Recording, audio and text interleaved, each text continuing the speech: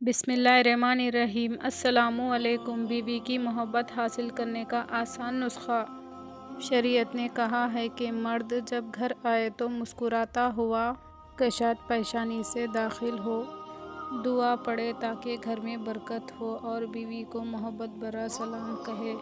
और बीवी अगरचा कामों में मसरूफ़ हो मगर अपने आप को फारिग करके खाविंद का सलाम कबूल करे। खाविंद अपनी बीवी को 10-15 मिनट पूरी तवज्जो के साथ दे, इससे पूछे कि आपका वक्त कैसा गुजरा, आपने इस दौरान क्या किया। अल्लाह ने औरत की तबीयत में फरमाबरदारी रखी है, तो एक मिद्दत होने की वजह से इसकी फितरत है कि इससे कारगुजारी पूछी जाए। अब अपना मियाँ ही नहीं पूछेगा तो वो किसको बताएगी, किसके सामने दिल खोलेगी। तो औरत का जी खुश होता है और उसे महसूस होता है कि मेरे खाविंद को मेरी ज़िंदगी में दिलचस्पी है, तभी तो पूछ रहा है कि आपका वक्त कैसा गुजरा। अगर आपकी बीवी बताए कि मैंने ये किया तो ये आधा सवाल भी पूछ ले, ताकि इसको ये एहसास हो कि फ़कत ये बात एक कान से सुनकर दूसरे कान से निकाल नहीं रहा, बल्कि ये सोच भी रहा है और मेरे साथ शेयर भी कर रहा है।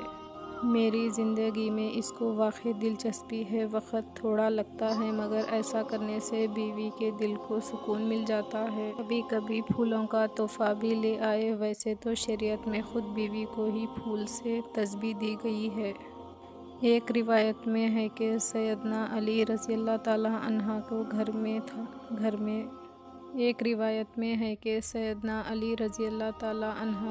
थे तो उन्हें कुछ दिल लगी सूझी, तो फ़ातिमा ज़हरा रज़ियल्लाहु ताला अन्हा को देखकर कहने लगे, औरतें तो शैतान होती है, अल्लाह ने हमारे लिए इनको पैदा किया है।